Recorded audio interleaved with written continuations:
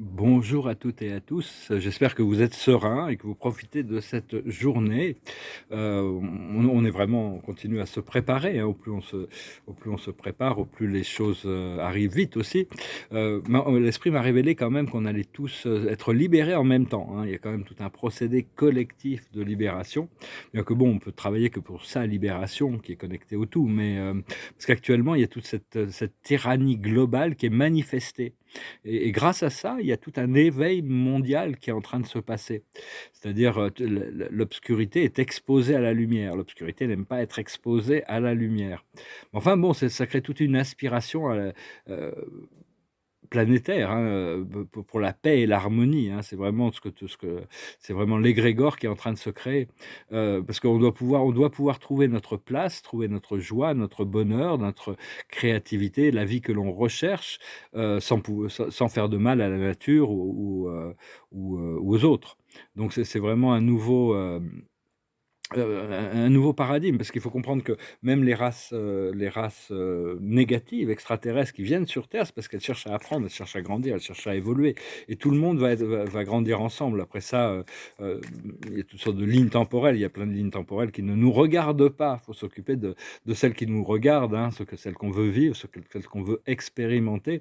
On est tous des créateurs ici et à différents niveaux de conscience, depuis la gran la les grandes sources éternelles jusqu'au aux brindilles d'herbe, tout est conscience.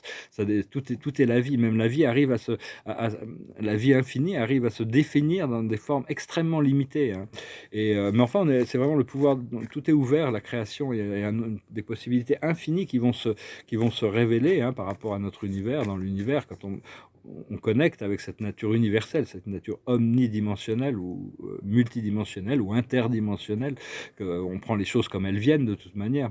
Mais en réalité, on est en train de se réveiller à cette nature multidimensionnelle et ça ouvre vraiment toutes sortes de possibilités, hein. Ça ouvre les livres de la sagesse, de la connaissance que le Bouddha appelait les sutras sans écriture, c'est-à-dire c'est des connaissances transcendantales qui sont écrites de manière à ce qu'on ne puisse les consulter qu'à partir du moment où on est prêt à recevoir cette information. Et tout ça, c'est en train de se révéler. Euh, c'est bien d'inspirer les autres à chercher et trouver leur propre vérité, plus que plus que démontrer notre réalité dans un sens, comme c'est assez socratique, hein, plutôt que Platon veut nous enseigner le vrai, le beau, le bien, mais Socrate va nous dire que prendre ce que l'on a pour le décomposer afin qu'on découvre quelque chose d'encore différent. C'est pas du tout la même approche, mais enfin bon, l'idée de une grosse différence entre les enseignements de Platon et de Socrate, bien que bon, il y a beaucoup de controverses aussi là-dessus, parce qu'il y a des gens qui ont un peu du mal à faire la part des choses. Comprendre aussi que toutes nos blessures sont vraiment, c'est un peu comme les épines de la rose, hein, et c'est vraiment c'est ce que l'on a créé qui nous permet de revenir à l'amour. Donc c'est vraiment très, cette rose dorée qui va devenir la Voie lactée, le nom de la Voie lactée, la rose dorée, quand elle sera entièrement, toute la Voie lactée sera dans la 5e dimension. C'est, il y aura ce symbole sera cette rose, mais les épines seront dorées avec, hein. Ça fait partie, savoir, c'est un peu comme des stepping stones, c'est-à-dire ce qui nous permet d'accéder à quelque chose d'autre. Euh, oui, c'est les épines, hein, les blessures, les traumatismes, tout ça, tout le monde, on en a énormément quand on vient vivre ici.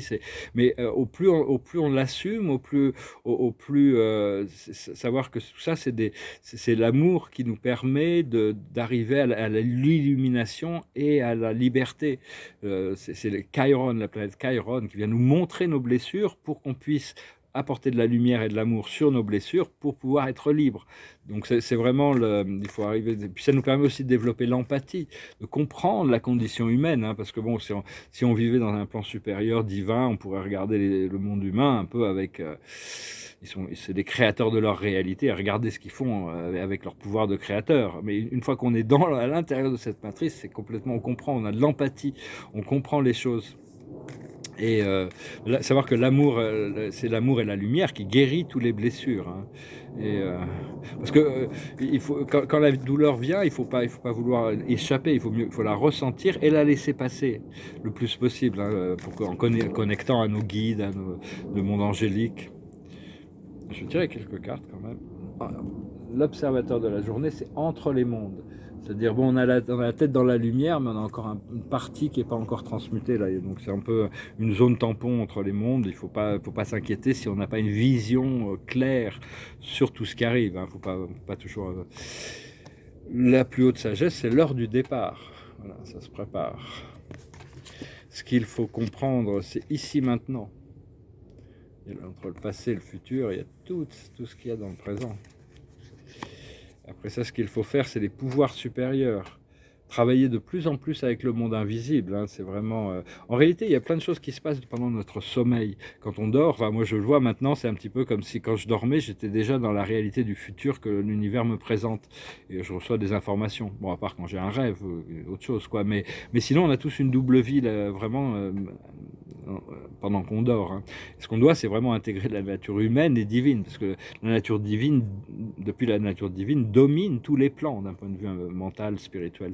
Donc c'est vraiment arriver à comprendre le flot d'énergie, tout en acceptant nos parts d'ombre et nos faiblesses et tout le côté humain qui doit gérer toute la situation humaine aussi.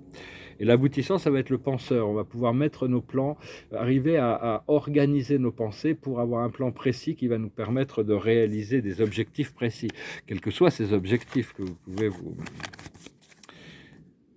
vous avoir fixés. Donc voilà, bah écoutez, je vous remercie d'aimer, de partager, de commenter, de souscrire. J'espère que vous êtes prêts pour ce grande transformation. Alors, j'avais pas de chanson. Peut-être celle-là ou celle-là. Peut-être celle-là. On va chanter celle-là. Elle est un peu longue, hein, mais je vais chanter une chanson a cappella pour finir. Ça s'appelle Le son du silence. Hello darkness, my old friend. I've come to talk with you again, because a vision softly creeping left its seed while I was sleeping, and the vision that was planted in my brain still remains within the sound of silence. In restless dreams I walk alone, narrow streets of cobblestone, 'neath the halo of a street lamp.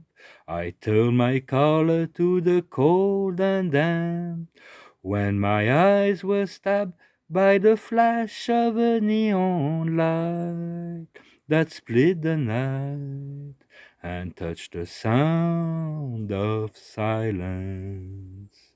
And in the naked light I saw 10,000 people, maybe more, people talking without speaking, people hearing without listening, people writing songs that voices never shared, and no one dared disturb the sound of silence. Fool, said I, you do not know, silence like a cancer grows. Hear my words that I might teach you, take my arms that I might reach you. But my words like silence raindrop fell, and echoed in the wells of silence.